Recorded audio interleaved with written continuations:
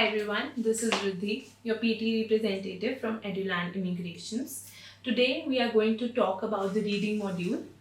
As discussed earlier, we have already gone through completely through the speaking module and the writing module. You can look forward to our previous videos if you want to go through them again. So today we are going to talk about the reading module, but before that I'm going to go through the basics of PTE again. PT or Pearson Test of English basically consists of 4 parts, 4 modules, that is speaking, writing, reading and listening. The total questions in speaking is 5, in writing there is 2, in reading there is 5 and in listening we have 8 questions. So now, today we are going to discuss properly about the reading module and what all questions are there. The first one is reading and writing fill in the blanks. It basically, you will be provided with a passage on your screen and you have to answer. You can, make out through the name itself. It is going to be a fill up question, a fill in the blanks question. But the trick here is that the options will be of synonyms, of similar words. Just like, I'll give you an example. Like, the first option can be large, the second big, huge and giant. All of them means the same thing. To be very big, to be very large, to be very huge. All of that thing is a similar thing. So it is again over your reading skills that how you are going to judge that what option is going to suit the best. What option is going to suit the best and you're going to fit in the question. It is not as tricky as it might be seeming it right now. With practice and obviously how you're going to take that sentence, how you're going to read it, because it is usually when you read the sentence, you're very quick to make out that what option is going to be suited here. You know that huge can't be fit in here, or giant can't be fit in here. The only option that left is big or large. So you are going to see it accordingly, like what question or what option do you think is going to fit in according to the question. It is just about how you're going to read it, and yes, of course, it is going to judge both of these modules. You're going to get marks in writing also, and you're going to definitely get marks in reading module also. So it is all about how you are going to read it, how you are going to take that sentence, and what all meanings you're going to make up in your mind, and how you're going to select and fit in the best option. Now the second one is multiple choice and multiple answers. It is just like the MCQs. The only difference here is you will be having multiple answers. That is going to be around 2 to 3. It is just like if there's a question and you will have multiple answers for it. You will be having, suppose 5 answers, 5 options for it, and you are going to choose among them that what options are going to be best suited for this question. So the only problem here is that the answers are either 2 or more than 2, that is 3. So you are going to see accordingly that first 2 is there or 3 is there.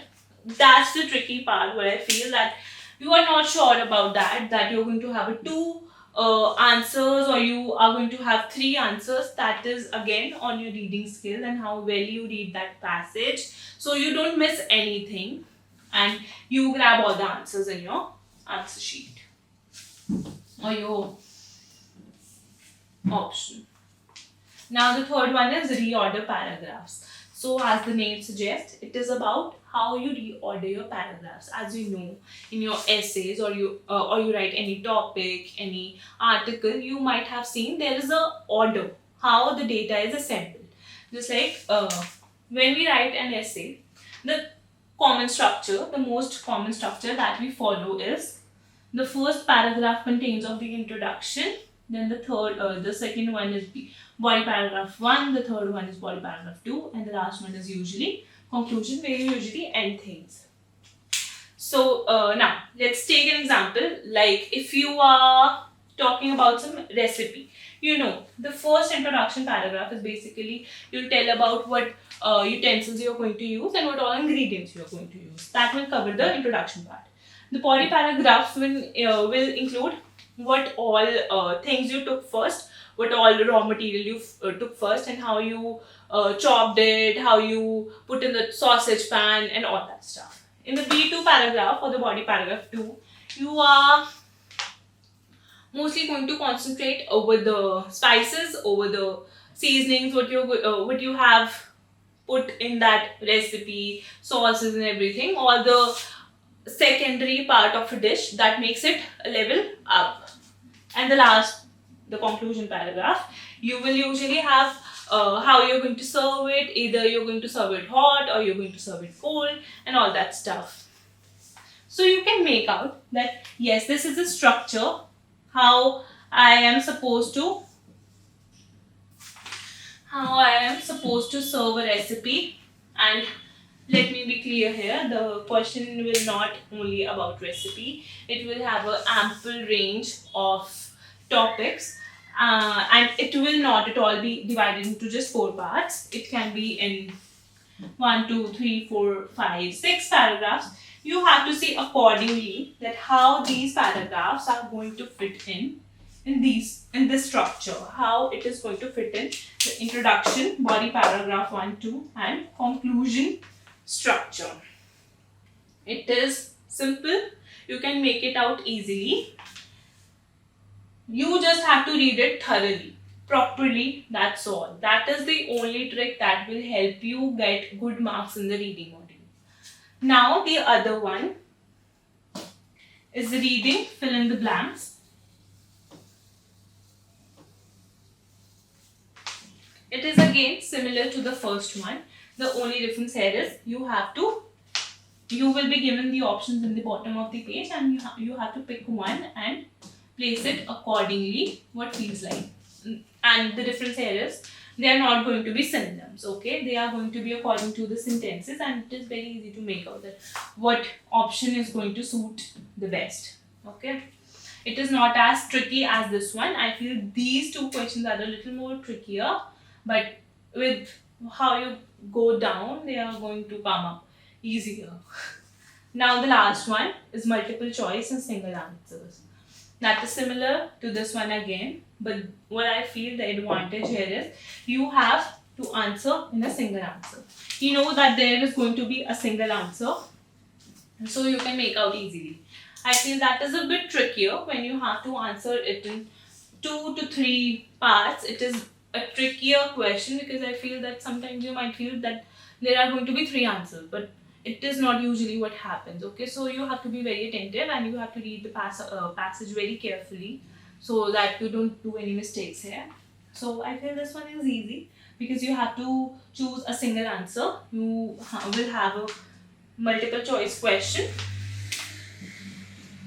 and you know that your answer is going to be a single one, so you will choose a single answer.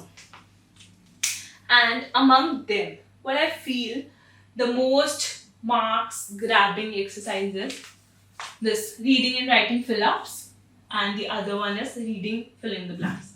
This is the these are the ones that are most marks grabbing. They are going to help you the maximum to get good marks in this module and even in the overall PTE thing, because as you know, PTE is all about dependation. They are all dependent over each other and you're going to grab marks from each of the modules. So they are going to help in your overall PTE score. So just try to concentrate and pay more attention to these 2 exercises. But it is not like that, that these 2 are only important and you're going to perform these 2 only. You are going to practice everything and you're not going to leave anything. It is just to give more extra time and to practice more of questions about these 2 questions. And the reading module is done. In the next video, we are going to talk about the listening module and what all exercises are there. We will go through it thoroughly. Now, please stay tuned to us if you want to go to the other video also. Thank you very much, guys, and I hope you have an idea about what all things you get in the reading module. Thank you.